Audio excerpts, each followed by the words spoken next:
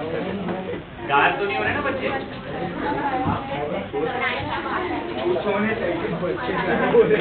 हाँ वो मुझे भी लगता है।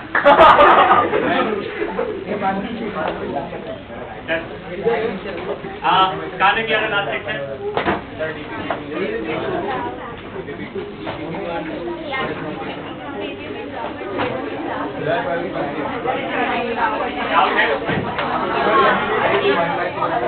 क्या है?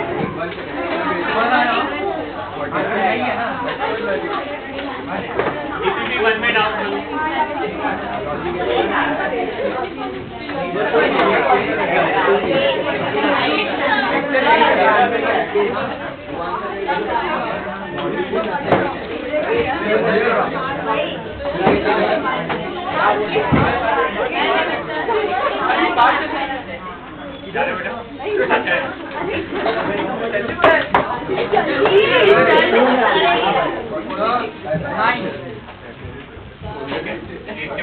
और कोई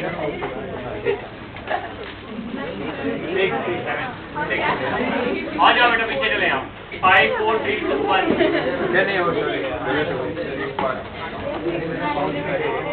नहीं नहीं 8 और सर 10 आपने एक्सप्लेन किया था कि ऑप्शन गलत दिया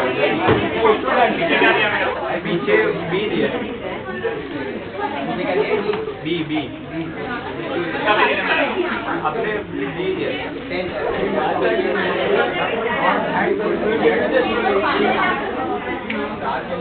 सर 8 और 9 अच्छा सुनो था सबसे पहले 8 के पहले किसी को डाउट है क्या 6 या 7 में 6 में ओके 7 में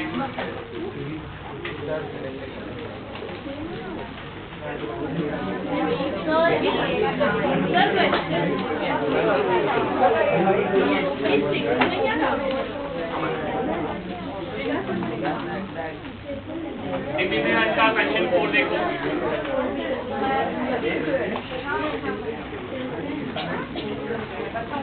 और बेटा 4 होगा फिर 8 होगा। अच्छा सुनो question 4। If magnitude of average speed and average velocity over a time interval are same, तो पहले ये समझो कि B average equal to B average। तो ये वाला है let's say speed और ये वाला है आपका velocity, वो दोनों सेम बोला। तो there are different options। पहला, the particle must move with zero acceleration। बताओ, if one option can be the option। अगर ये दोनों सेम है तो क्या हम बोल सकते हैं कि पार्टिकल जीरो एक्सेलरेशन से जाना नहीं? Is it necessary or not necessary? Not necessary। Why it is not necessary?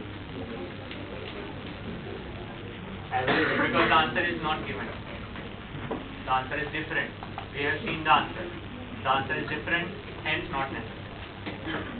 That's the reason। There must be some logic, ना? Sir, average Average तो चेंज हो सकता है, मतलब एक दो वैल्यू दी है तो स्पीड के दो वैल्यू है तो एक्सेलरेट होने के बाद उसका वैल्यू डिफरेंट हो जाएगा। तो फर्स्ट स्पीड उसमें एवरेज निकाला और वेलोसिटी का एवरेज निकाला तो वो दोनों तो सेम आएंगे बट एक्सेलरेटेड हो। वो बोले कि अगर दोनों की वैल्यू सेम आई है हाँ तो दोनों का एक्सेलरेशन जीरो क्यों नहीं होता? वो करें मैंने उन्होंने बोला कि अगर दोनों की वैल्यू सेम है और एवरेज एक्सेलरेशन, एवरेज वेलोसिटी और एवरेज स्पीड का फॉर्मूला के हिसाब से तो एक्सेलरेशन नहीं आना चाहिए ना।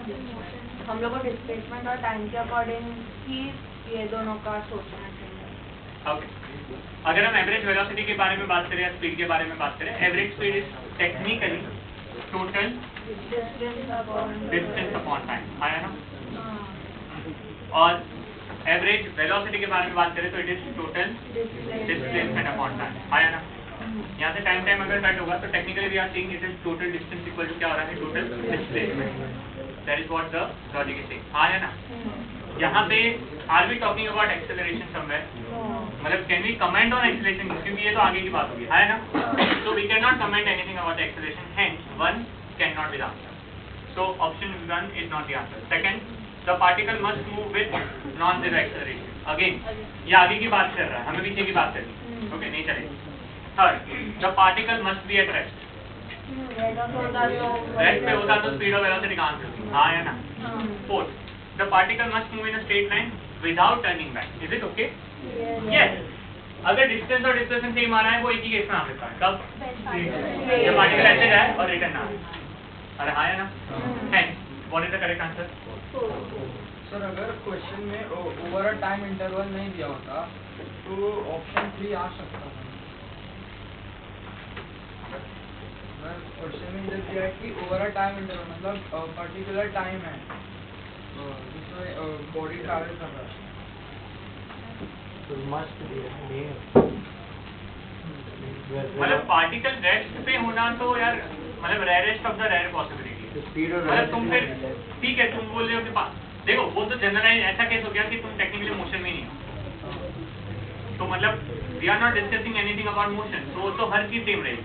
फिर तो पार्टिकल का एक्सेलरेशन भी जीरो ही होगा, फिर पार्टिकल रेस्ट पे है तो वेलोसिटी भी नहीं होगी, डिस्प्लेसमेंट भी नहीं है, डिस्टेंस भी नहीं है, तो ये ऑप्शन को तो अवॉइड ही करेंगे ना, समझा? ओके, जिसका भी डाउट था question number 4, is it okay? Okay, आपका क्वेश्चन नंबर 4 नेक्स्ट। 8 के पहले 6 वाले आंसर करो। एक और कोई किसने बोला था 6? दो। अच्छा, anyone who can explain the question number 6? नहीं, और कोई?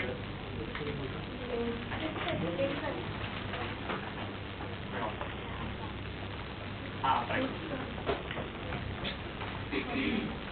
car runs at constant speed on a circular track of radius 10 meter, taking 6.28 seconds on each lap, that is round. So average speed or average velocity for complete lap is, तो इसमें radius 10 meter दिया है, time 6.28 second दिया है, तो average velocity is displacement upon total time. तो 6.0 upon 6.28. Sorry guys, हाँ 6.28 वो सेकेंड दिया है, तो 0 होगा ऑब्वियसली.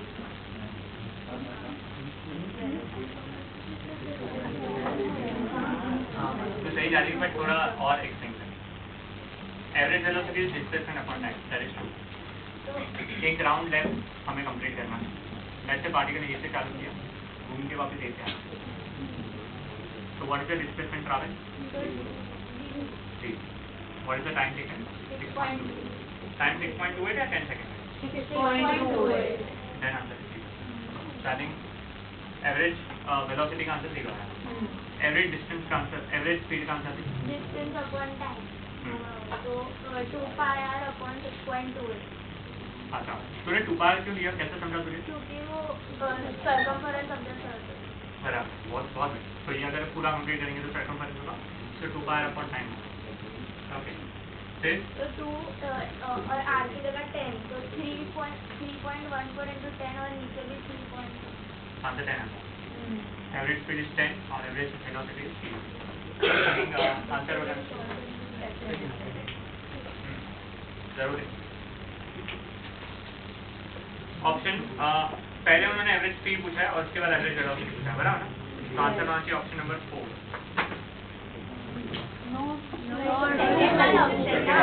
अच्छा, वेलोसिटी और स्पीड, अच्छा उल्टा दिया. हाँ, ऑप्शन 2 था, वेलोसिटी 0 और स्पीड 10. ठीक है. चल 7 पे चले अभी या 8 पे चले? 8.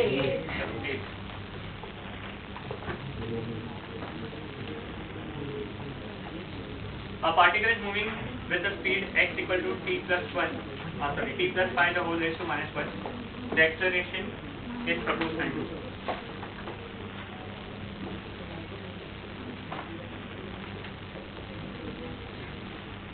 अब ध्यान से देखना, दिक्कत है इस क्वेश्चन में, तो अच्छे से समझ लो. ठीक है. हमें डिस्टेंस दिया है और हमें किसके बारे में डिस्कस करना है? एक्सेलरेशन, बराबर ना? तो हम सबसे पहले इसका डेरिवेटिव लेंगे, तो लिखेंगे v इज इक्वल टू क्या? dx upon dt. यस और नो? तो हमें इसका डेरिवेटिव लेना पड़ेगा. इसका डेरिवेटिव क्या रहेगा? -1 t plus 5 to -2. I hope ये समझा होगा. फिर हम इसका और एक डेरिवेटिव लेंगे, ले सकते हैं? तो a is equal to dv by dt. Yes और नो? क्या आएगा? -1 फिर -2 आ जाएगा, -2 प्लस 5 -3. सही. Which formula I am applying? X raised to n now. What is the formula? n x raised to n minus 1. So acceleration का answer आ जाएगा 2 t plus 5 -3. Okay. क्या यहाँ तक समझा है या नहीं समझा? समझा. ठीक. अब प्रॉब्लम है सबसे मेन, पता है क्या? द प्रॉब्लम है अंकित सर, एक्सेलरेशन का जो 4 ऑप्शन दिए है ना, वो अगर आप देखोगे तो डिस्टेंस या वेलोसिटी के टर्म्स में है. यस और नो? और अंकित सर यहाँ पे एक्सेलरेशन तो किसके टर्म्स में आया है? टाइम के टर्म्स में. तो मतलब मुझे आंसर मिला नहीं अभी तक, तो मुझे कहीं ना कहीं वेलोसिटी जो मेरे पास आया है उसको एक्सेलरेशन के टर्म्स में लाना पड़ेगा. अब वो कैसे ला सकता हूँ देखो. सबसे पहले v इज इक्वल टू लिखो -1 upon t plus 5 the whole square. ये समझा या नहीं समझा? क्या किया मैंने? ये स्टेप है. ये स्टेप से ये स्टेप कैसा है बताओ? जो -2 था उसको डिनोमिनेटर में लेके गए तो +2 हो गया. इतना समझा? अच्छा, क्या मैं दोनों साइड में मॉड ले सकता हूँ? मॉड का मतलब क्या होता है? मैग्नीट्यूड. ले सकते हैं नहीं? If I take the magnitude तो क्या हो जाएगा? 1/√2 upon 3 plus 5 कोई डाउट है इसमें? क्या मैं दोनों साइड पे स्क्वायर रूट ले सकता हूँ? हाँ या ना? अगर स्क्वायर रूट लेंगे तो क्या होगा? 1 upon 3 plus 5 raise to half होगा, स्क्वायर रूट मतलब रेस टू हाफ, 1 अपॉन क्या हो जाएगा? 3 plus 5 ये भी चाहिए? yes क्या टी प्लस 5 ऊपर जाएगा तो ऐसा लिख सकते हैं टी प्लस 5 तो होल रेस टू चलेगा नहीं चलेगा? ठीक, अब इसको देख a is equal to 2 t plus 5 तो whole raise to -1 because -1 into 3 -3 होता है नहीं? मैंने क्या किया, -3 को स्प्लिट किया। कैसे स्प्लिट किया? -3 इज इक्वल टू -1 इंटू 3, तो उसमें -1 अंदर रखा, 3 अंदर रखा। ये क्लियर? क्या ये अंदर वाला टर्म ये हो सकता है? हाँ है ना? तो अगर ये वाले टर्म को मैं ये डाल दूँ तो क्या हो जाएगा? a इज इक्वल टू 2 क्या b raise to half into 3 into 3 और इस half into 3 3 by 2 so 2 into b raised to 3 by 2. Therefore, can I say acceleration is directly proportional to b raised to 3 by 2? कोई option है check करो। कौन सा है? Second is the correct. Sir ये क्या स्ट्राइक हो सकता है? होना चाहिए पर टाइम लगेगा क्योंकि ये जेई मेंस का पेपर है। तो नीट में आने के चांसेस कम है पर ऐसा नहीं कि नहीं आता। लिखो अच्छे से लिखना।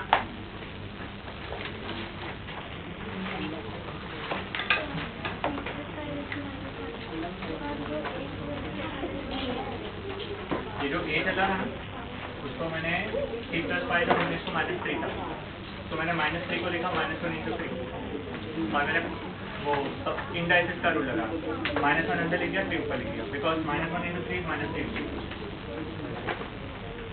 इट्स लाइक थिंग यहाँ से इस स्टेप में चाहिए तो आप और एक स्टेप ऐसा लिख सकते हो 2 3 प्लस 5 -1 इंटू फिर -1 अंदर 3 उसके power because a raised to n the whole raised to n is a raised to n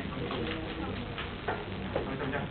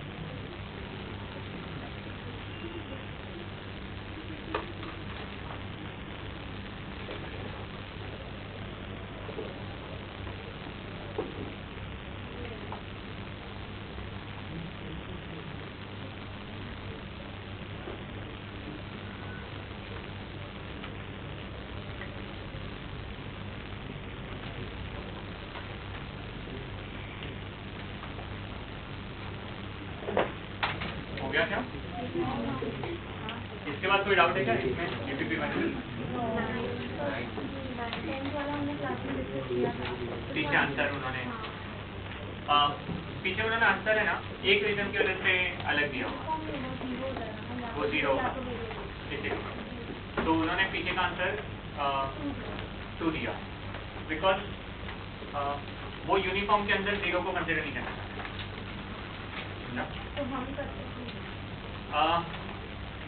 अगर ऑप्शन में अलग से 0 मेंशन किया है ठीक है मतलब they don't want to consider 0 with uniform तो I think we can take the answer as 2 But if किसके साथ?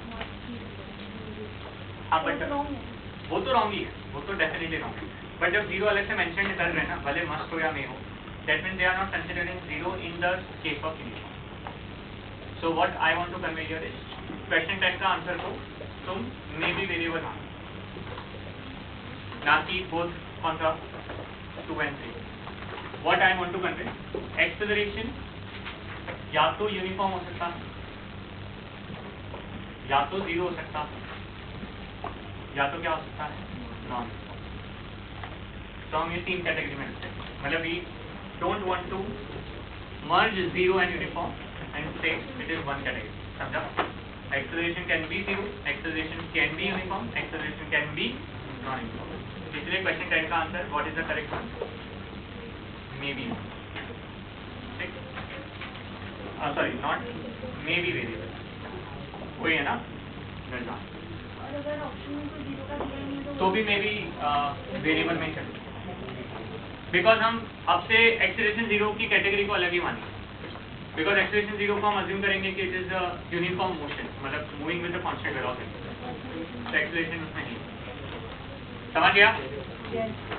ओके. फिर 9th में डाउट है किसी को? एक और कोई?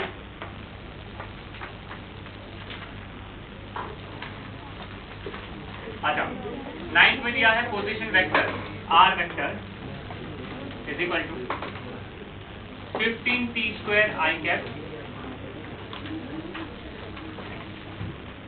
प्लस 4 माइनस क्या लिखा है 20t स्क्वायर क्या j cap.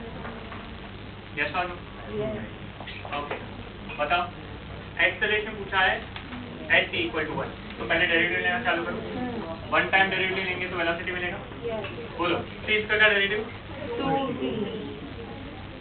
30t i cap plus 4 का डेरिवेटिव 0 माइनस 20 t स्क्वायर का derivative 2t into 2t j cap. इसको थोड़ा प्रॉपर्ली लिखो. 30t i cap minus 40t j cap. और एक डेरिवेटिव a वेक्टर 30t का डेरिवेटिव तो 30 i कैप माइनस 40t. बराबर. मैग्नीट्यूड लेना तो a वेक्टर का magnitude is equal to under root of. अच्छा, अब सुनो, मान लो इधर एक्सेलरेशन एट कितना t इक्वल टू 1. t का कोई फंक्शन आया ही नहीं. तो समझा? t का कोई फंक्शन आया ही नहीं. अगर आया होता तो सब्स्टिट्यूट करना पड़ता. मान लो मैं पूछना एक्सेलरेशन t इक्वल टू 1 के बजाय 2 पूछता तो भी आंसर सेम रहता है नहीं. पर अगर मान लो यहाँ पे फाइनली डेरिवेटिव लेने के बाद यहाँ पे मान लो टर्म आता a vector equal to 30 t i cap minus 40 j आ सकता था. तो 30 t में t की वैल्यू 1 डालने से फर्क नहीं पड़ता, पर 2 डालने से बहुत बड़ा फर्क पड़ता, क्योंकि 30 टू क्या हो जाएगा और फिर अंडर रूट में 60 का स्क्वायर प्लस 40 का स्क्वायर आंसर अलग हो जाता. तो ये भी चेक करना है. वो t इक्वल टू 1 इस केस में काम में नहीं आया, बट दूसरे केस में आ सकता है. Is it okay? बस इसके बाद तो कहानी खत्म है. 30 का स्क्वायर प्लस 40 का स्क्वायर एक्चुअली माइनस 40 का square. The answer is going to be 50 because ये रिफ्लेक्ट 30 40 तो 50. तो क्वेश्चन 9 का आंसर है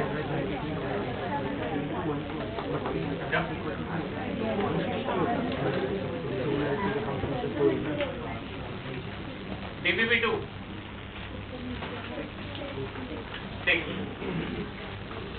था ना? डाउट है उसमें? 10 आज में से 6 आपने करवाए, 1 होमवर्क में दिया, उसी में डाउट है.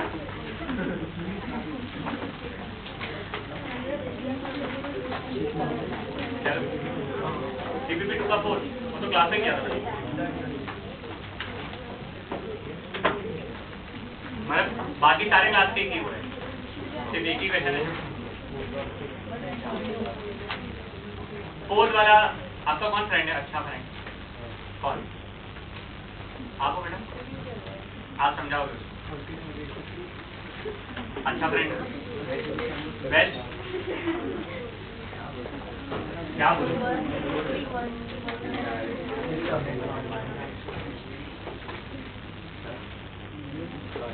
चलो next question number 6. A body sliding on a smooth inclined plane requires 4 seconds to reach the bottom after starting from rest at the top.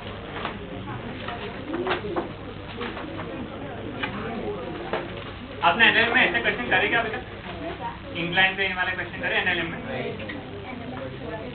थोड़ा ही होगा.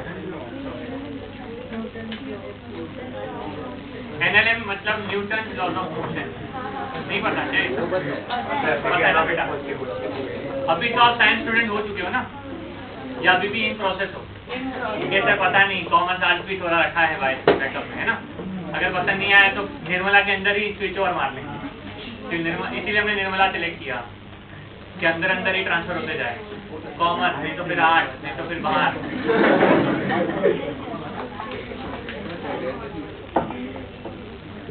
Okay. How much time does it take to cover 1/4 the distance starting from the top? Okay. उसको यहाँ से यहाँ तक पहुँचने के लिए कितना टाइम लग रहा है बेटा? 4 सेकेंड. तो मतलब यहाँ पे कोई तो डिस्टेंस होगा या नहीं? नेक्स्ट से डिस्टेंस क्या है? s. बराबर. वो बोला है कि उसको यहाँ से 1/4 डिस्टेंस ट्रैवल करने के लिए कितना टाइम लगेगा? यही क्वेश्चन है. तो पहले तो s = ut + ½ at² हमें पता है. स्टार्टिंग फ्रॉम रेस्ट बोला मतलब u 0 है. तो s की वैल्यू हो जाएगी ½ at². यस और नो? क्योंकि a कांस्टेंट है तो मैं डायरेक्टली बोल सकता हूँ s इज प्रोपोर्शनल टू क्या? t². Therefore I can say s1/s2 is equal to p1/t2². Now s1 मतलब the initial distance कितना है? s. s2 the final distance 1/4. तो कितना होगा? s/4. t1 पहला कितना टाइम है? 4. और t2 ढूंढना है. तो t2 का s और s कट हुआ, 4 ऊपर गया. तो 4 t2² is equal to 4 का स्क्वायर 16. 4 और 16 कट हुआ 4. तो t2 हो जाएगा 4. तो करेक्ट आंसर इज 6 का ऑप्शन 2. ये समझा?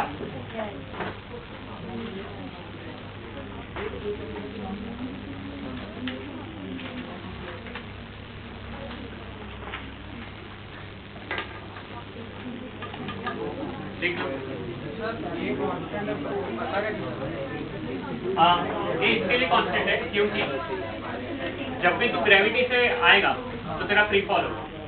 तो it is on a smooth incline plane और ऐसा तेरा एक्सेलरेशन कांस्टेंट होगा क्योंकि जी के साथ हुआ है. और यहाँ पे एक्चुअली जी के साथ भी नहीं आएगा. यहाँ पे इसलिए मैंने पूछा एनएलएम हुआ है नहीं. ऐसे जी होगा और फिर एक जी का कंपोनेंट आएगा.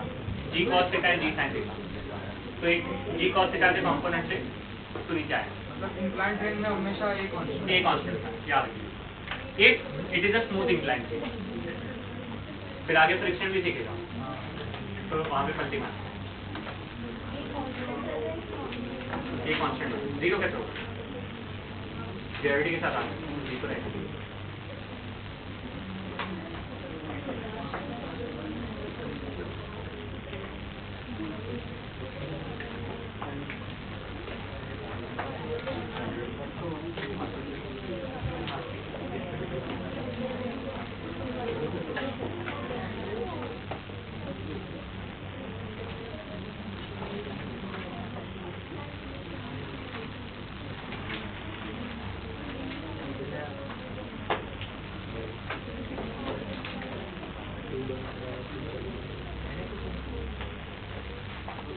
आप लोग का बैच कब आया था टीआई में?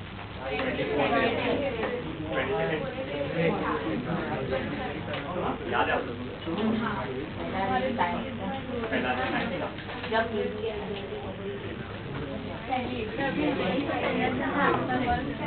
पहले दिन हमारा. तो 23 अप्रैल को स्टार्ट हुआ. अप्रैल फिर मई फिर जून. 3 महीने हो गए ना आपको. तो अभी तक बताओ कैसा रहा आप लोग का जर्नी? मतलब कितने लोग को लगता है कि सर मतलब जैसा सोचा था उतना टफ नहीं, सच तक लगता? हाँ अभी के लिए पूछा ना, अभी हम 3 मंथली रिव्यू करेंगे, 3 मंथ रिव्यू, 3 महीने हुए। सच बताओ कितने लोगों को लगा कि सर अभी तक ठीक ही चल रहा है, इतना कोई ग्रेट जो बाहर हवा चलती रहती है कि बहुत टफ होता है उतना टफ नहीं, हवा चलती है ना अभी हुआ नहीं है, हवा थोड़ी ठीक ठाक। ओके, कितने लोगों को जो फिजिक्स के बारे में सोच के आता कि बहुत टफ होगा उतना टफ लगा है? सच में बहुत टफ लगता है। कितने लोगों को फिजिक्स बहुत टफ जा रहा है? बहुत टफ कैसा है?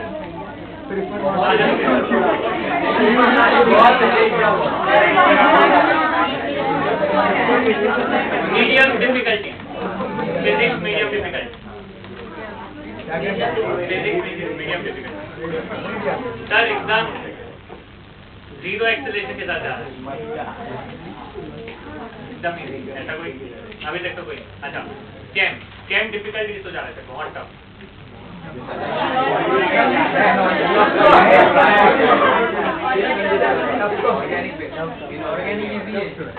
ओके, इनऑर्गेनिक टफ जा रहा है।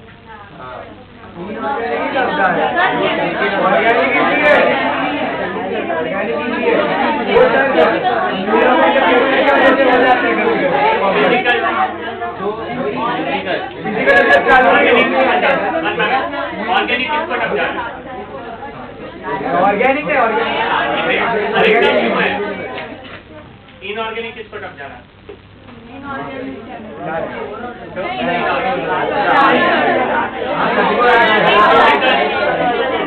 फिजिकल। अच्छा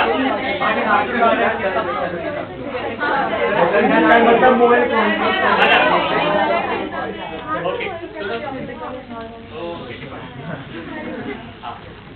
जैसे अभी रास्टर ने पीरियोडिक टेबल करवाया, सही था? आफ्टर पीरियोडिक टेबल खत्म हो गया। देन संदीप सर का कौन सा चला है? केमिकल।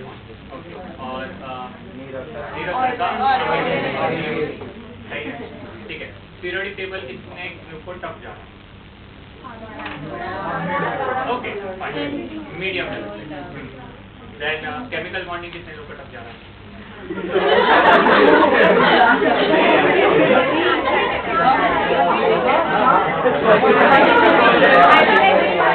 कितने लोग को जियो से टफ जा रहा है?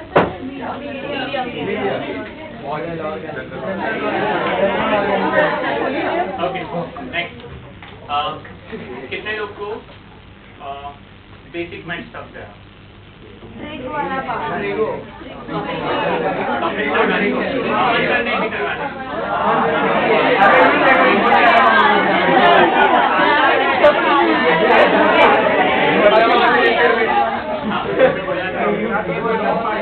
ओके ठीक है, वेक्टर कितने लोग को टफ गया?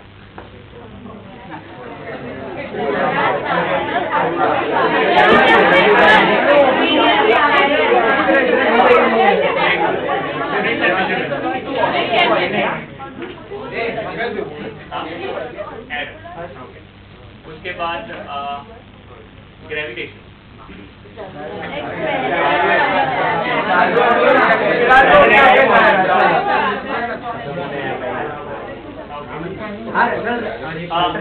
ये चैप्टर मोशन इन बंडिंग।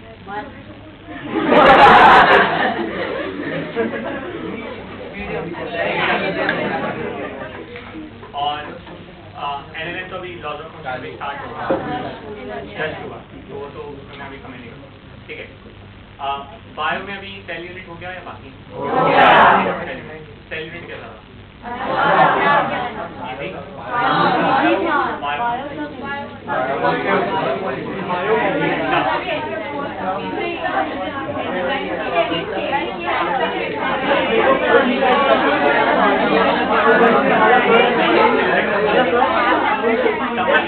अभी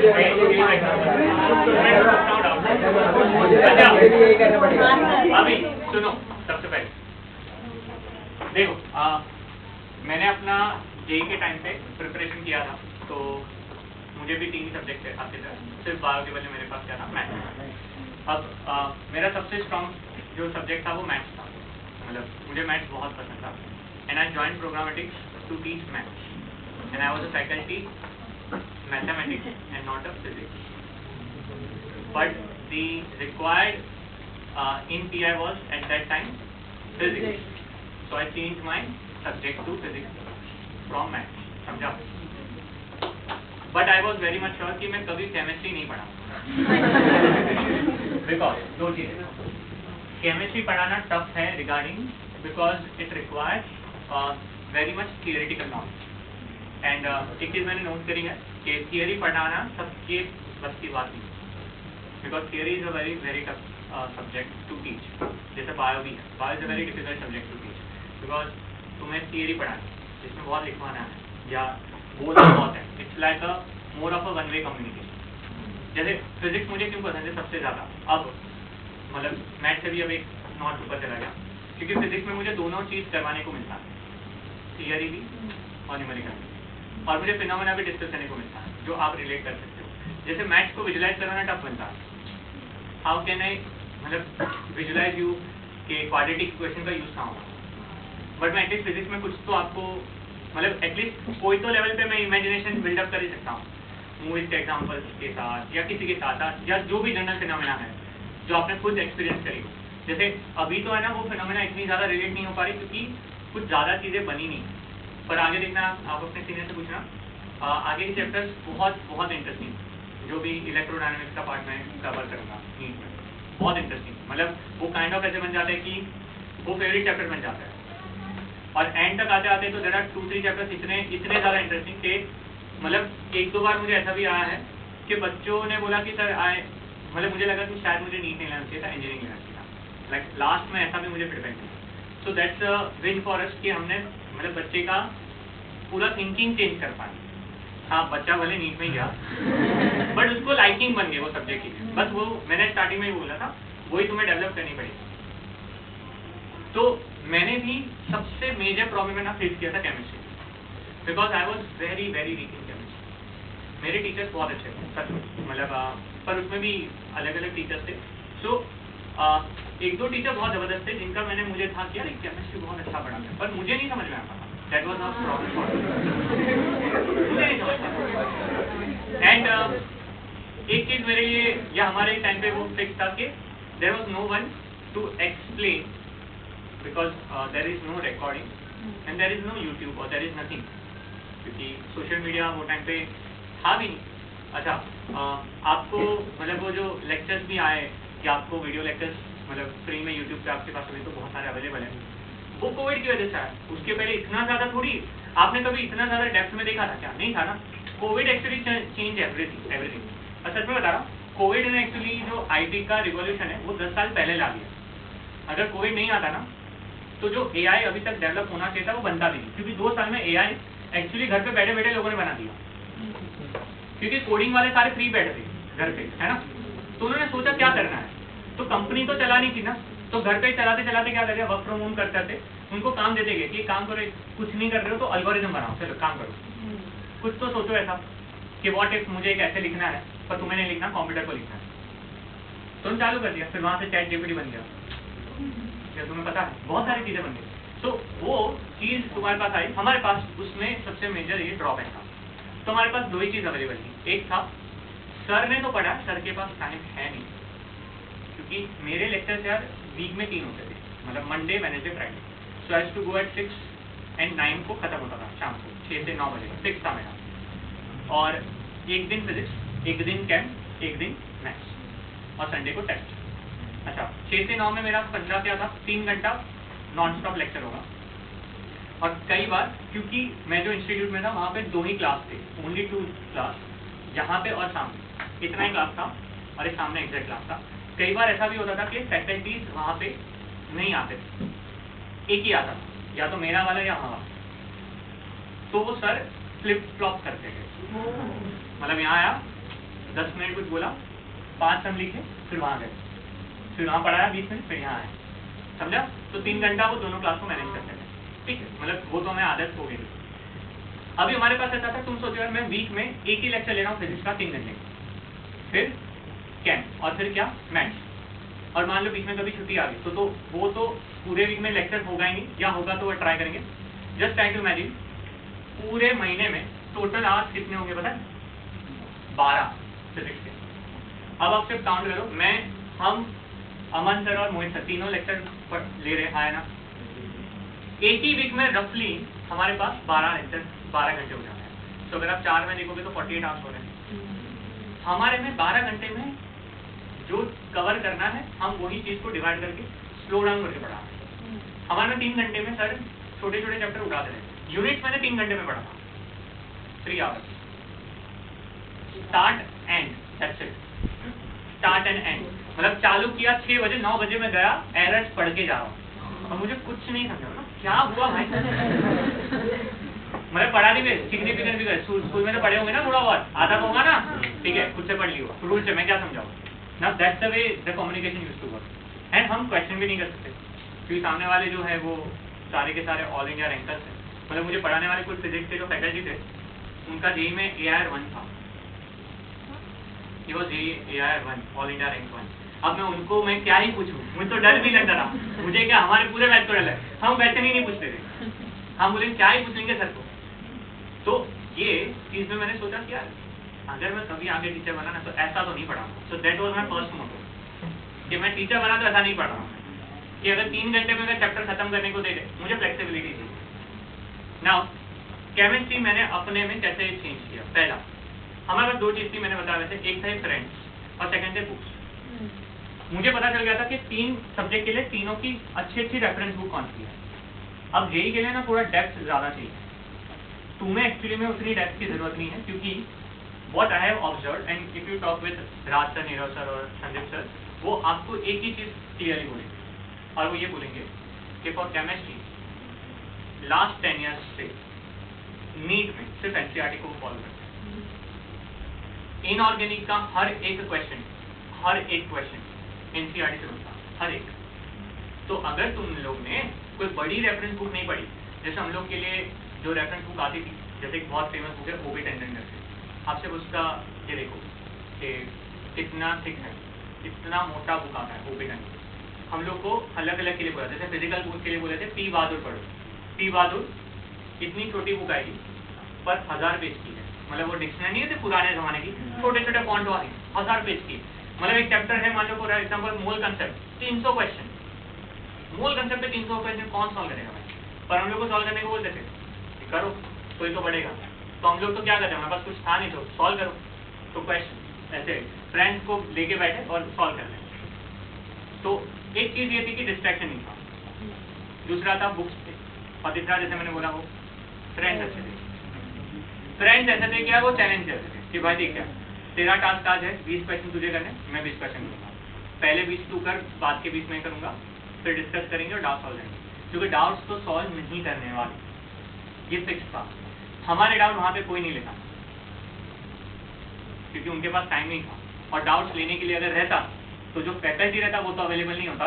तो मान लो कि उसके बाद कोई फैकल्टी अवेलेबल होता ना, कोई दूसरा है डाउट सॉल्विंग फैकल्टी रहता है कई बार, वो बोलते थे कि हाँ तुम आ जाओ चलो बता। तो हमने सोचा यार किसी पर डिपेंडेंट रहने से बचा, किससे डिपेंडेंट हो जाए, खुद पे या बुक्स पे, ये स्टार्ट किया।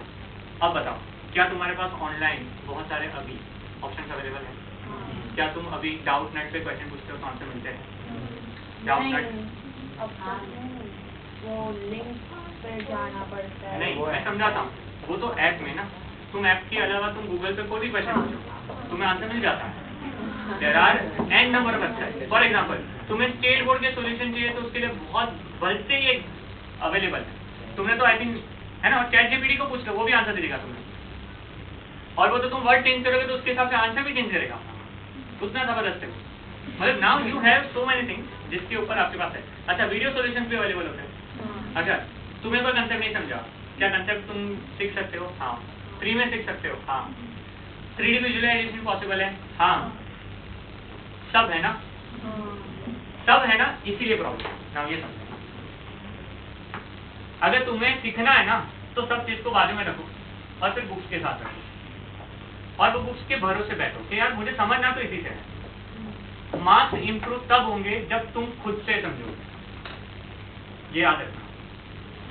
बिकॉज अगर तुमने हर बार किसी पे डिपेंडेंसी सोचा ना तो नीट की एग्जाम के वक्त जो क्वेश्चन आएंगे वो तुम्हारे से नहीं बनने वाले, क्योंकि तुम फिर उस टाइम पे किस पे डिपेंडेंट होगे, किसी दूसरे पे। तुम्हें चाहिए कि वो क्वेश्चन एक्सप्लेन करने वाला तुम्हें कोई, तो समझा।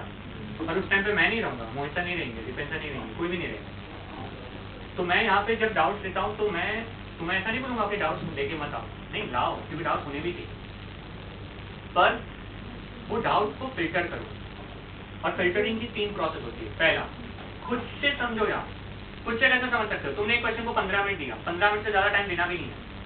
You should give maximum how many minutes, 15। बेटा कोई भी क्वेश्चन 15 मिनट का हो नहीं सकता, स्पेशली नीट में 15 मिनट के क्वेश्चन सिर्फ और सिर्फ जेई एडवांस बना रहा है, क्योंकि एक क्वेश्चन को वहाँ पे 15 मिनट क्या आधा घंटा भी लग सकता है, वहाँ पे 6 घंटे का पेपर है, बनाओ आराम से। अभी इंटरनेशनल ओलंपियाड होता है फिजिक्स का, अभी अगर तुमने नोट किया होगा उनका कल ही सब खत्म हुआ।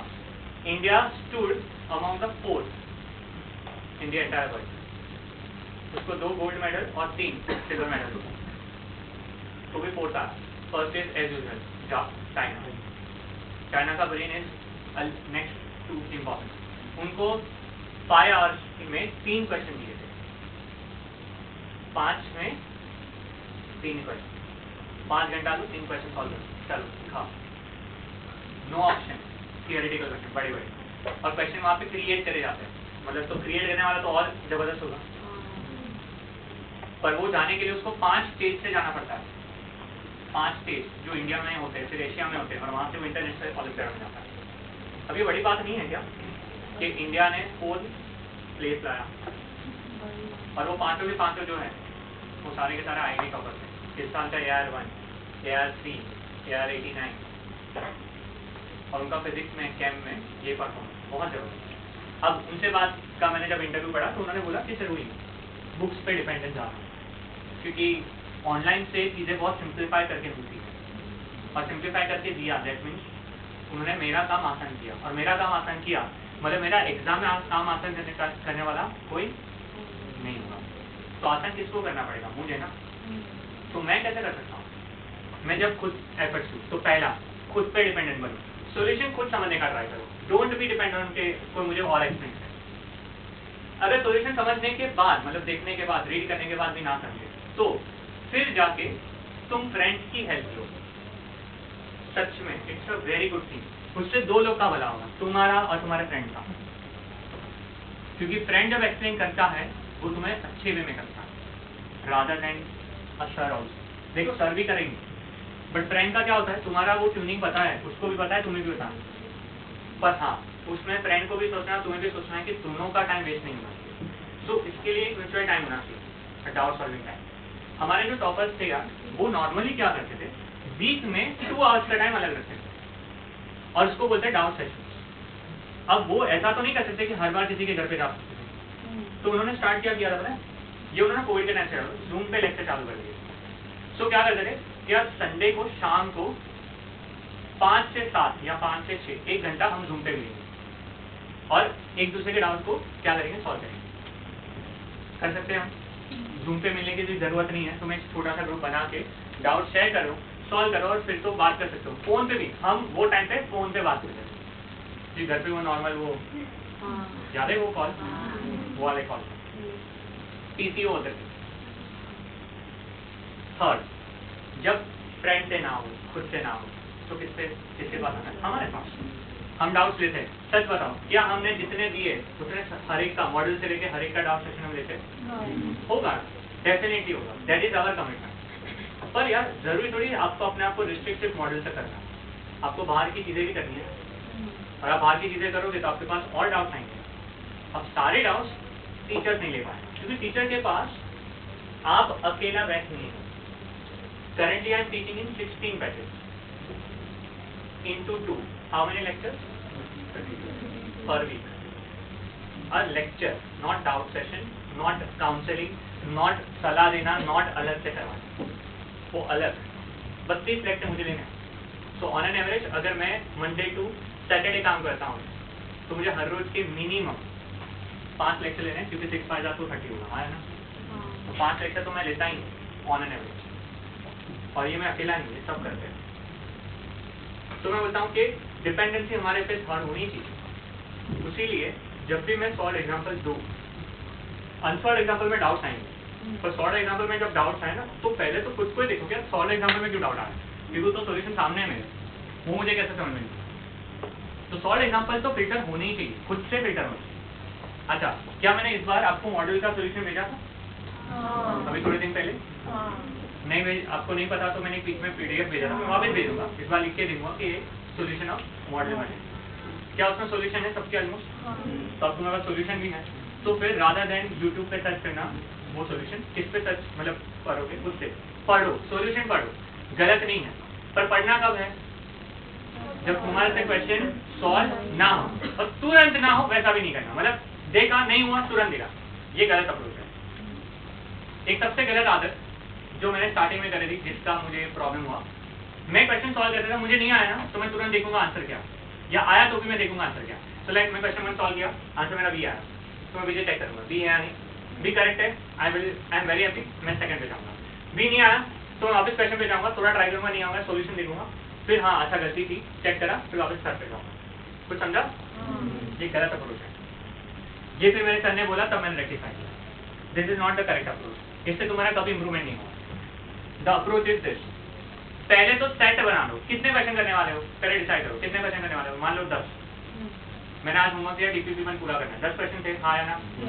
10 क्वेश्चन है, देखो कितना बचा है, सर मैं 4 बजे बैठा हूँ तो मुझे पता है मेरा फिजिक्स थोड़ा स्लो है, एक क्वेश्चन को 3 मिनट दूंगा, 10 3 4 से 4:30, मतलब 4 बजे मोबाइल फोन में टाइमर चालू, मोबाइल फोन एयरप्लेन मोड में कंपल्सरी, क्योंकि तुम सॉल्विंग कर रहे हो, सॉल्विंग के टाइम पे तुम्हें डिस्ट्रैक्शन नहीं चाहिए, तो एयरप्लेन मोड में डाला, चालू किया, और 30 को टाइमर खत्म हुआ, तब तक ना ही आंसर की देखनी है ना ही कुछ करना। अच्छा, 1 से 10 सॉल्व करते वक्त तुम कोई भी सीक्वेंस में जा सकते हो, देयर इज नो मतलब प्रॉपर सीक्वेंस, वो भी एनी सीक्वेंस। मान लो तुमने देखा 10 क्वेश्चन को पहले देख लो कौन से अच्छे हैं, उसमें सबसे इजी क्वेश्चन उठाओ, for example easiest question let's say is question number 2, तो तुमने 2 से चालू किया, फिर 5 पे गए, फिर वापस 1 पे आया, फिर 10 पे गए एंड सो ऑन, और देखो कितना जल्दी सॉल्व कर सकते हो। मान लो तुमने 15 मिनट में 8 क्वेश्चन सॉल्व कर दिए, अब बचे कितने? जो नहीं आ रहे थे, अब वो 15 मिनट बचे ना, बैठो आराम से, वो 2 क्वेश्चन बोला था नहीं समझ में आ रहा तो कुछ नहीं करना, दैट मीन्स कुछ नहीं करने का मतलब तुम बैठोगे। Now is the most difficult time, इसको बोलते हैं time killing. Time killing is a very difficult process, पता है क्यों? तुम कुछ नहीं कर सकते, और कुछ नहीं कर सकते मतलब you can not see the mobile phone, you can not stand up, you can not do anything. तो आफ्टर 1 मिनट और 2 मिनट, बिकॉज अब वो एटर्निटी जैसा लगेगा कि साला टाइम नहीं जा रहा, 13 मिनट बाकी है अभी तो जाएगा कैसे? तो ब्रेन बोलेगा अगर गधे कुछ कर ही नहीं रहा तो एटलीस्ट क्वेश्चन के ऊपर कुछ तो ट्राई कर। तो ब्रेन तुम्हें वापस उस पर लेके जाएगा, और जब ब्रेन उस पर लेके जाएगा तो अब सबकॉन्शियस माइंड धीरे धीरे उस पर काम चालू करेगा। क्या पता उसका एंड तक तुम्हारे पास सोल्यूशन कुछ ना कुछ मिल जाए, पर तब तक जब तक टाइमर नहीं बचता तब तक तुम कुछ भी नहीं कर सकते, दैट्स द रूल, और वो रूल फॉलो करना है। 30 मिनट के बाद 10 क्वेश्चन तुमने सॉल्व करे हुए हैं, उस 10 क्वेश्चन का चेकिंग करना है आंसर की से, किससे? सॉल्यूशन से नहीं। तो इसीलिए हमने मॉडल में सॉल्यूशन नहीं डाला, हमने क्या रखा हुआ है? चेक करो आंसर की से। पता चला सर 5 करेक्ट है, 5 रॉन्ग है, तो जो रॉन्ग है उसका खुद से पहले ट्राई करोगे करेक्ट अप्रोच क्या, खुद से सॉल्यूशन देखे बिना। अब तुम्हें कुछ से समझ गया तो बेस्ट, नहीं समझा तो सॉल्यूशन चेक करो, दैट्स द अप्रोच। अब क्या तुमने रैंडम किया था सॉल्व, पर मैंने तो तुम्हें बोला था सीक्वेंस में करने का, हाँ है ना? तो तुम अब 10 क्वेश्चन को वापस एक बार शांति से देखो in sequence, that is how you have to do the homework. वो प्रॉपर 10 का जो सीक्वेंस बनाओगे ना वो तुम किसमें लिखोगे? होमवर्क में। पर पहले 10 जो सॉल्व करे ना वो होमवर्क बुक में करने की जरूरत नहीं थी, वो तो तुम कैसे भी रैंडम करो, that can be solve in a piece of paper. तो मैंने कहा बोला तुम तो मुझे अच्छा ही दिखाने वाले हो, पर वो piece of paper is actually what you are going to do in idea. पर यहाँ पे रिप्रेजेंटेशन अच्छा होगा तो तुम्हें दिखने में पढ़ने में अच्छा लगेगा, वो भी तुम्हें दिखेगा। ट्राई दिस मेथड, आपका स्कोर ऑटोमेटिकली इंप्रूव। पर अगर आप टाइमर से सॉल्विंग नहीं करते हो तो इंप्रूव नहीं होगा। केमिस्ट्री में प्लीज एनसीईआरटी बाय करो, तो ही स्कोर इंप्रूव होगा और तो ही समझेगा। और एनसीईआरटी रीडिंग चालू करो, रीडिंग के बिना नहीं बेटर होगा बेटा। मेरे पास भी एक ही था और मैंने ही पढ़ा था, बहुत पढ़ा मैंने, एंड इंडियन उसके बाद क्या हुआ पता है, I got the highest mark in JEE in chemistry. अब मैं बताऊं मैं क्या पढ़ा था, फिजिक्स, मेरा हाईएस्ट तक क्या में, फिर से मैथ्स में, एंड लोएस्ट तक फिजिक्स। बिकॉज मैंने हाईएस्ट मेहनत किसमें करी, क्योंकि मैं पागल था, मुझे समझ गया कि कैम में कुछ होने नहीं वाला मेरा, तो मैं कैम में लग गया। तो कैम पता है मोस्ट रिवॉर्डिंग सब्जेक्ट भी कैम है एक पॉइंट ऑफ टाइम के बाद, क्योंकि कैम में पता है चीजें एक बार फिक्स हो गई ना तो उसी पैरामीटर में आएंगी। रटा है, जिसका रटने का पावर अच्छा है उसको भी रिवॉर्ड मिलता है, जिसका कैलकुलेशन अच्छा है उसको भी मिलता है, जिसको कनेक्शन समझ में आता है ऑर्गेनिक का उसको भी रिवॉर्ड मिलता है। 3 कैटेगरी है, वो तीनों में से कोई ना कोई आपका बेस्ट वे फाइंड करो। And trust me, the way Nirav से लास्ट में सब चीज को कनेक्ट करेंगे ना। कितने हैरी पॉटर देखिए, हैरी पॉटर कितने बुक्स है उसके 7, मूवी कितने आए थे 8, तो सब चीज का कनेक्शन लास्ट में बैठा है। डेथली हेलो, तब तक वो बिल्डअप करते करते करते करते एंड तक लेके जाते, फिर होता है ना, बुक वहां पे टर्मिनेट होती है। नीरव सर वही करेंगे। नीरव सर पता है क्या कर रहे हैं, तुम्हें अभी से 12th भी पढ़ा रहे, तुम्हें अभी से क्या पढ़ा रहे हैं 12th। तो सर ने एक्चुअली 11th 12th नहीं है, तुम्हारा सब चल रहा। फिर क्या होगा, जब तुम सितंबर में आओगे ना तो समझेगा सारे चैप्टर बाकी हो गए, ऑल्डिहाइड कीटोन्स नहीं हुआ, कार्बोक्सिलिक एसिड्स नहीं हुआ, और फिर सर बोलेंगे देखो नेक्स्ट लेक्चर, इस लेक्चर के नोट्स लेके आना। तुम लेके आओगे, सर कनेक्ट करवा के बोलेंगे आज ये चैप्टर करा, नेक्स्ट लेक्चर इस चैप्टर के नोट्स लेके आना। 1 मंथ में योर एंटायर ऑर्गेनिक केमिस्ट्री। और जो कनेक्ट बैठेगा तुम्हारा, जो फिर वो वाव मोमेंट नहीं होता, क्या बात है सर, ऐसा तो होता है क्या? यही होने वाला है। आपको भी कुछ समझ में नहीं आ रहा, ये आपके पास ऐसी चीजें क्रिएट करी जा रही है। और सच में in entire right now Mumbai only 3 faculty teach in this math. Nirav sir जिनको मैं जानता हूँ, जो मेरे स्कूल फ्रेंड है, हम लोगों ने फर्स्ट स्टैंडर्ड से साथ में बाल स्कूल में पढ़ा, गुजराती मीडियम मैं और नीरव साथ में, और बाकी 2 फैकल्टी जो बहुत सीनियर मतलब 55-60 एज के। तो आप लकी ना हो कि आप उस फैकल्टी के पास पढ़ रहे हो जिनको ये चीज़ आती है, इस वे में आती है। और मैं सिर्फ नीरव सर का नहीं, मैं बाकी सबका भी बताता हूँ। बहुत सारे जितने भी फैकल्टी थे ना, उन्होंने अपने अपनी चीज़ में बहुत अच्छे लेवल पे मास्टरी करी थी। तो ट्रस्ट मी, आपका कोई लॉस नहीं होगा, पर आपको ट्रस्ट रखना पड़ेगा फैकल्टीज पे भी और खुद पे भी, सबसे इम्पोर्टेंट। तो समझा? ठीक है, चलो टाइम पास बहुत हो। सॉल्व एग्जाम्पल में किसी को डाउट है? बोल, क्वेश्चन नंबर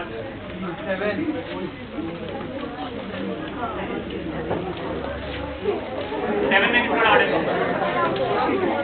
अच्छा, solve example 7, do not look at the solution, solve using stopping distance problem. लिख दे बाद में, सॉल्व यूजिंग क्या? Stopping distance. मैंने लिखा था S1 is proportional to U2, उसे सॉल्व कर तेरे सर पर एक्सेलरेशन कांस्टेंट इधर, तो मैंने पोजीशन पहले देखा। अच्छा, याद रख ले, जब भी normally they do not mention, plus हम ये टॉपिक कौन सा कर रहे हैं, uniformly accelerated motion. So we have to consider the acceleration as uniform, because if you do not consider acceleration uniform, so question solve नहीं होगा। That's all. Yes, next. Okay. चलो, let's go to question number 14.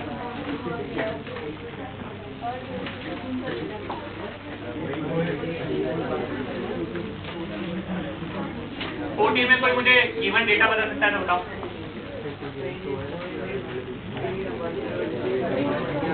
तो can I से U is 108, 30 metre. Should we convert it to meter per second?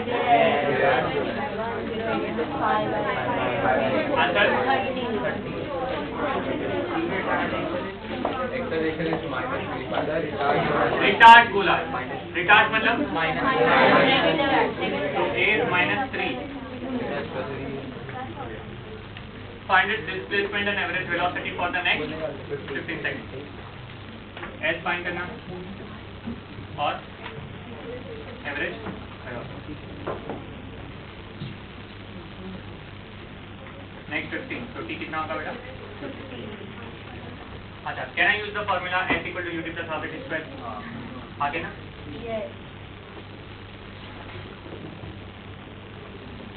अच्छा, I am not seeing the solution ना, because I am considering as a unsolved example. तो solution नहीं दिखना बेटा, पहले कुछ से try करो. U की वैल्यू सब्स्टिट्यूट करो 30, t का वैल्यू 15 minus half 3 into 15 का स्क्वायर.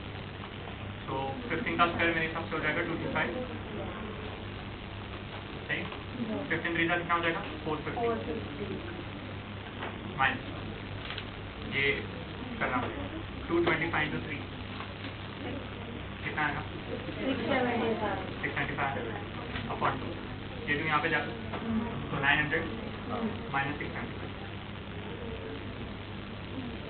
अपॉन 225 तो 112.5. Answer is 112.5. ये डिस्प्लेसमेंट आएगा. सही है क्या? नहीं. आंसर क्या दिया? 150. 10 सेकेंड है.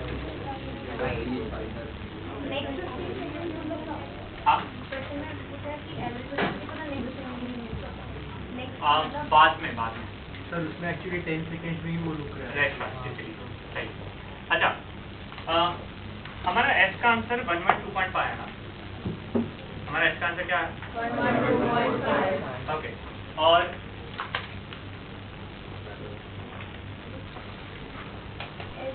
अच्छा, ये भी समझो है ना, the displacement and average velocity for the next 15 second, मतलब जहां से ब्रेक चालू करा वहां से लेके नेक्स्ट 15 सेकंड. बराबर. अब है ना, ये क्वेश्चन के दो पार्ट है. ये आंसर तुम्हारा आया, ये आंसर हो भी सकता है करेक्ट हो, पर इसके लिए एक क्लॉज है, वो क्लॉज मैं समझाता हूँ. सबसे पहले अगर मेरे पास U1 ये वाला पार्ट है, ठीक है, हम पहले चेक करते हैं कि ये अगर रेस्ट पे आया तो रेस्ट पे कब आएगा. Can we calculate that? So अगर मैंने V इक्वल टू क्या लगाया U प्लस AT, अगर V मेरा 0 हुआ और U कितना हुआ 30 और A कितना है -3 इंटू T, तो T का वैल्यू कितना आएगा 10 सेकेंड. यस और नो? मतलब के ब्रेक लगाने से 10 सेकेंड में पार्टिकल किस पे आ जाएगा? अब एक प्रॉब्लम है, अगर इस क्वेश्चन में स्पेसिफिकली मेंशन नहीं होता कि ब्रेक लगाएंगे, पर ऐसा सिर्फ मेंशन होगा कि रिटार्ड करते जा रहे हैं और कांस्टेंट रिटार्डेशन देते जा रहे हैं. कितना देते जा रहे हैं? 3 मीटर पर सेकंड स्क्वायर. तो टेक्निकली पता है कार क्या कैसे काम करती है या कोई भी पार्टिकल? पहले 10 सेकंड तक जाना, अच्छा 10 सेकंड के बाद वो रिटर्न आता. 10 सेकंड के बाद क्या आता? रिटर्न. मतलब वहां से वो यू टर्न मार रहा है. कुछ समझा नहीं समझा? इट्स लाइक सेइंग तुमने कम करते करते करते रेस्ट पे गए और फिर तुमने रिवर्स में चलाया. तुमने गाड़ी को कैसे चलाया बेटा? रिवर्स में. पर इस क्वेश्चन में स्पेसिफिकली मेंशन है, क्या कर रहे हैं हम उसको? ब्रेक लगा रहे हैं. क्या लगा रहे हैं? अगर तुम ब्रेक लगा रहे हैं तो मतलब क्या होगा? तुम यहाँ पे कितने से जा रहे हो बेटा? 30. और तुम जाते जाते जाते यहाँ पे रुक गए, हाँ या ना?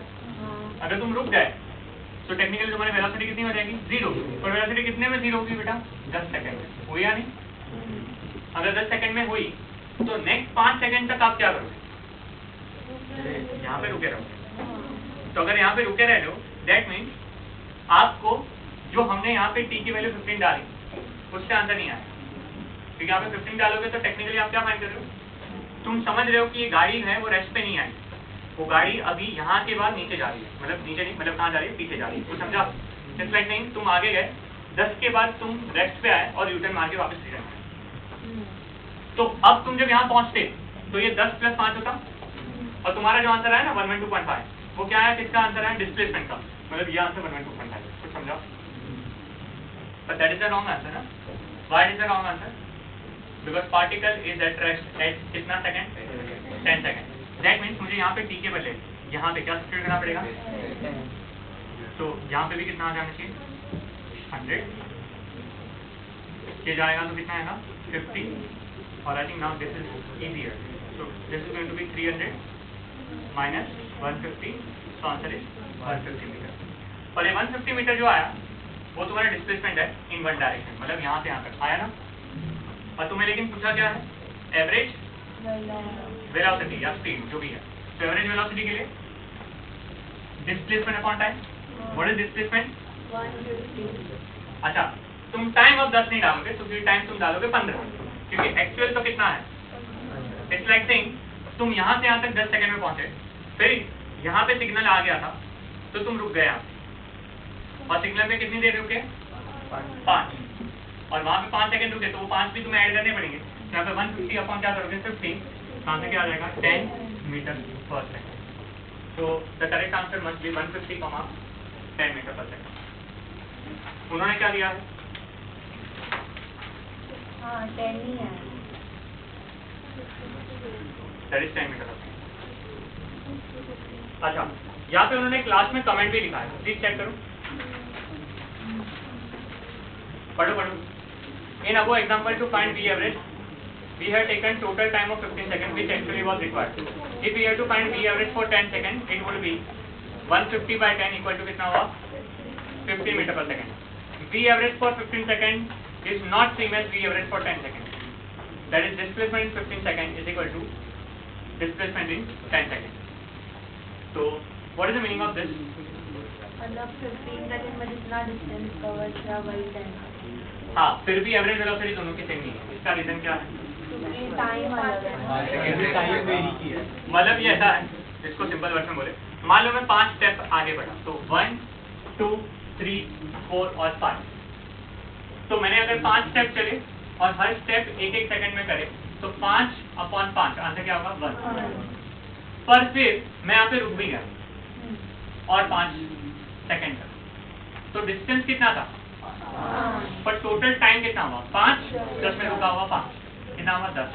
तो 5/10 करूंगा तो आंसर 1/2 होगा। क्या दोनों केस में डिस्टेंस सेम है? पर दोनों केस में टाइम अलग है। हाँ, पहले में मैं तुरंत टाइम को ले रहा हूँ, दूसरे केस में क्या ले रहा हूँ? जो रेस्ट वाला टाइम है वो भी इंक्लूड कर रहा हूँ। Do you agree? तो तुम्हें क्योंकि पूरा 15 बोला इसलिए 15 लिया, अगर वो सिर्फ 10 बोलते तो तुम्हें 10 लेना चाहिए। क्वेश्चन में मेंशन क्या है? कितने टाइम के लिए एवरेज फाइंड करनी है? 15, इसलिए टाइम कितना लेना पड़ेगा? बस, तो सोचना नहीं है, 15 है तो 15 डालना है। पर क्वेश्चन, क्या ये 10 सेकंड क्यों आया वो समझा सबको? तो ये नहीं समझा? ओके,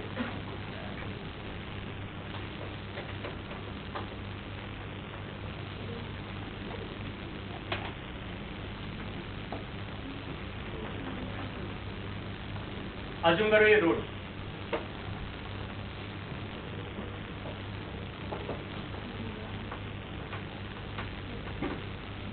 अज्यूम करो ये सिग्नल,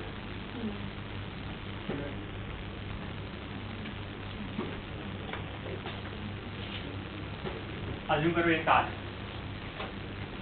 जो चल रही है अभी at present 108 kilometre per hour की स्पीड, जो कि मुंबई में पॉसिबल नहीं है, सही है? तो 30 मीटर पर सेकंड, सही? ये सिग्नल यहाँ पे था, यस और नो? इसने देखा कि सिग्नल पे टाइम बचा हुआ है 5 सेकंड, दूर से दिख जाता है कई बार, पता है? तो उसको पता था कि मैं अब सिग्नल को क्रॉस तो नहीं कर पाऊंगा, तो उसने सोच लिया कि चलो मुझे यहाँ पे आके रुकना ही है, तो मैं यहाँ से ब्रेक लगाऊंगा। तो उसने ब्रेक लगाना चालू किया, और ब्रेक लगाया मतलब उसका एक्सीलरेशन नेगेटिव में जाएगा। नेगेटिव मतलब कितना होगा? -3 मीटर पर सेकंड, वही दिया था। Now what is going to happen?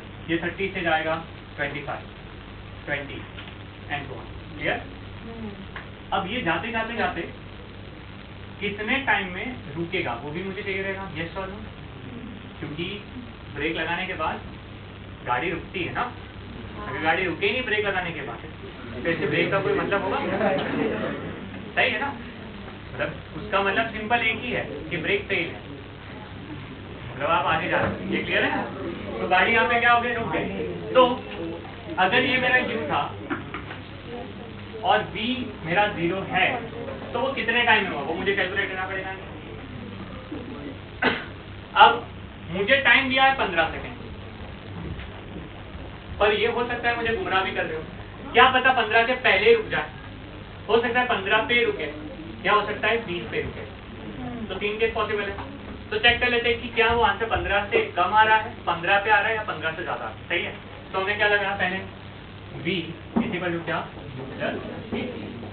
v की वैल्यू कितनी है, u की वैल्यू कितनी है, a की वैल्यू क्या है, तो t का वैल्यू क्या है। इससे मुझे पता चला कि यार 10 सेकेंड में गाड़ी रुक जा रही है, क्या ये समझा। तो यहाँ से यहाँ तक का 10 सेकेंड हुआ,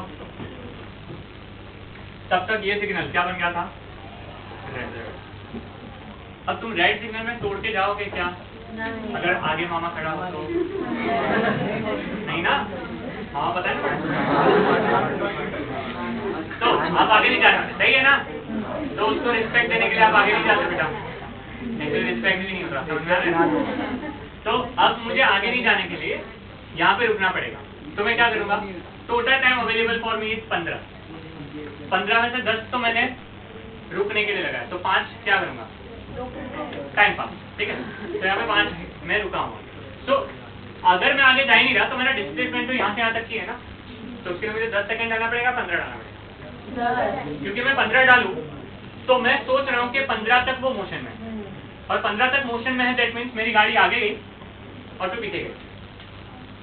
मतलब पीछे क्यों जाएगी, क्योंकि अभी भी रिटार्डेशन है, तो अज्यूमिंग दैट अभी भी क्या है, it's like going on a slope, rest पे आना फिर नीचे आ जाना, समझा, इट्स लाइक दैट। पर वो तो है ही नहीं ना, क्योंकि गाड़ी ऐसे कभी पीछे तो आती नहीं है, तो तुम टेक्निकली यहाँ पे आके क्या गए, रुक गए। तो तुमने वो 10 सेकंड के लिए कितना डिस्प्लेसमेंट ट्रैवल किया वो फाइंड किया, that is the displacement travel in 15 hours, क्योंकि तुम यहाँ पे रुके हुए। क्या आंसर अभी समझा 150 कैसा है। अच्छा, एवरेज वेलोसिटी का फॉर्मूला क्या है, displacement upon total time. Time उन्होंने 15 बोला तो 15 जाना है, इसीलिए हमने 150 को डिवाइड बाय क्या किया 50, so that is the answer है 10। इज इट क्लियर नाउ, अभी समझा सबको।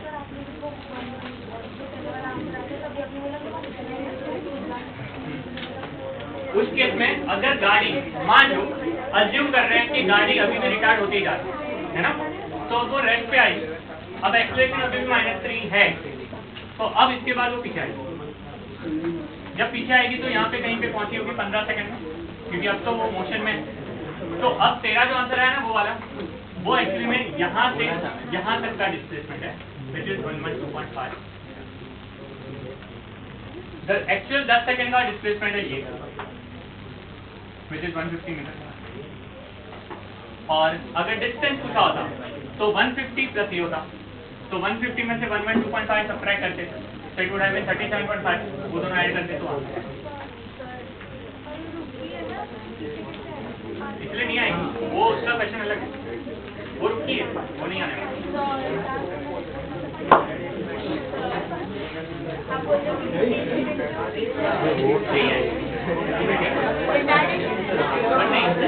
ब्रेक लगा दिया तो उसका रिटार्डेशन नहीं होता, ब्रेक लगा के रुका दिया तो रिटार्डेशन नहीं होता। When you apply the brake तो वो रिटार्डेशन करते करते करते यहाँ पे रेस्ट हो गई, इधर नहीं आया।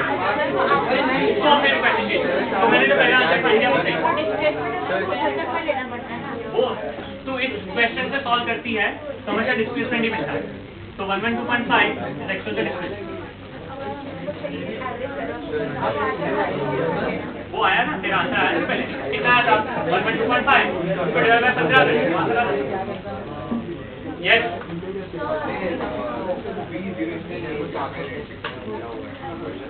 यस, क्योंकि क्वेश्चन में मेंशन है ब्रेक अप्लाई किया, so whenever they apply the brake, whenever they are applying the brake, मतलब you are going to stop somewhere.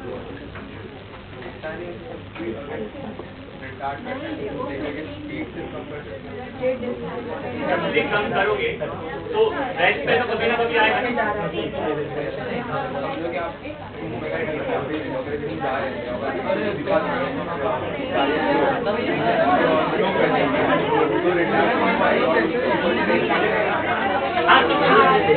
अरे सुन लो, एक तुमने जब b equal to u plus at लगाया नहीं, तुम्हारा आंसर टी का आंसर क्या? 6. लेट अस से let me change the number.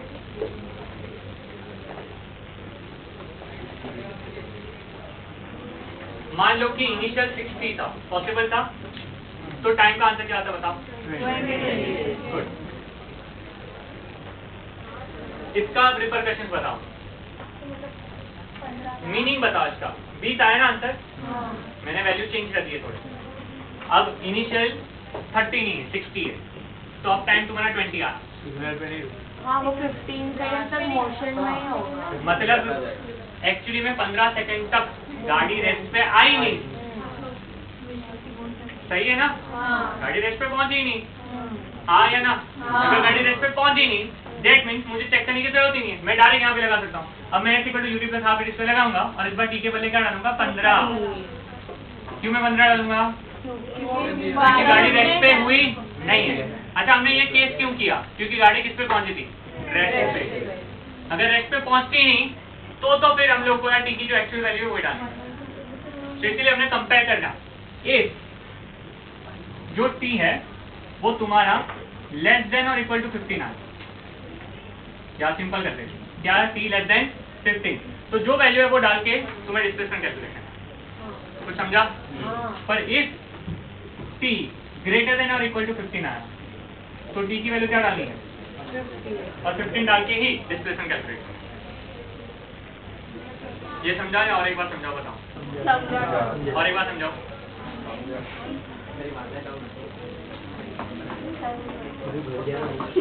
गाड़ी पहले चली थी 30 मीटर पर सेकेंड से initially.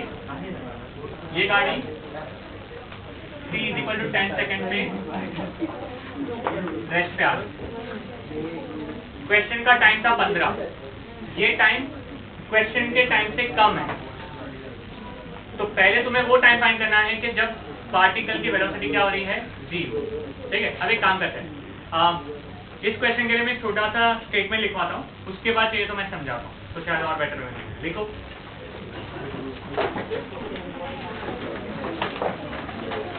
To calculate the displacement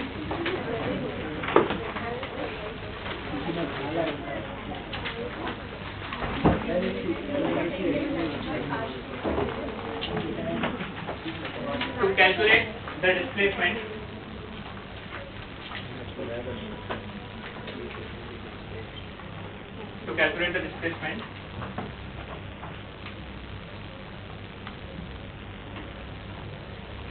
in a given question,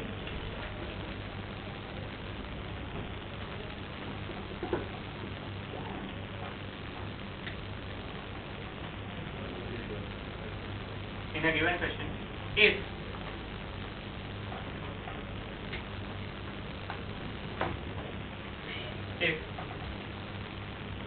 initial velocity and total time of the motion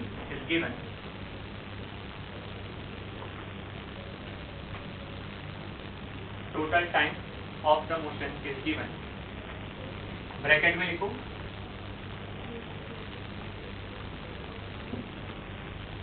here t is equal to 15 seconds. Capital T लिखो. Here t is equal to 15 seconds. Then first we need to calculate.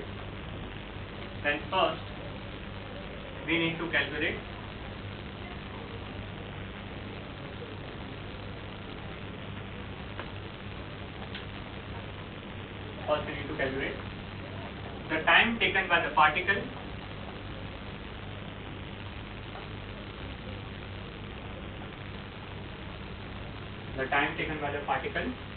to come to rest.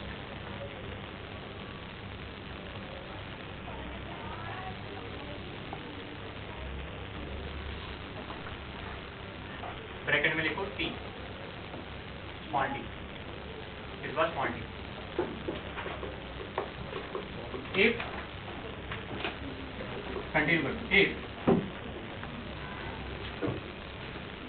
t is less than capital T, board पे लिखा हुआ है, if small t is less than capital T, consider small t for calculation of displacement. Consider small t for calculation of displacement. Else consider capital T for calculation of displacement.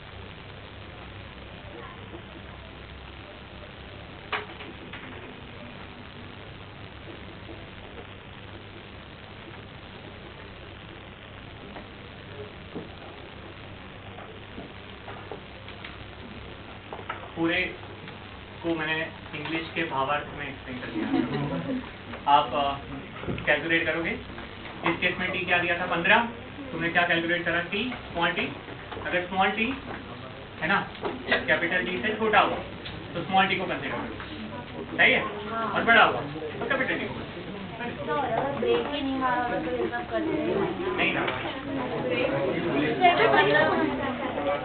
ये तो question आ गए नहीं, फिर मैं इसमें करते ही नहीं, time pass होता है। अच्छा, होमवर्क आज का। Have you started exercise 1 by any chance? Exercise 1 चालू नहीं किया है ना? ठीक है, होमवर्क। एक्सरसाइज 1 के क्वेश्चन नंबर 1 से 11। एक्सरसाइज 1 क्वेश्चन 1 से 11।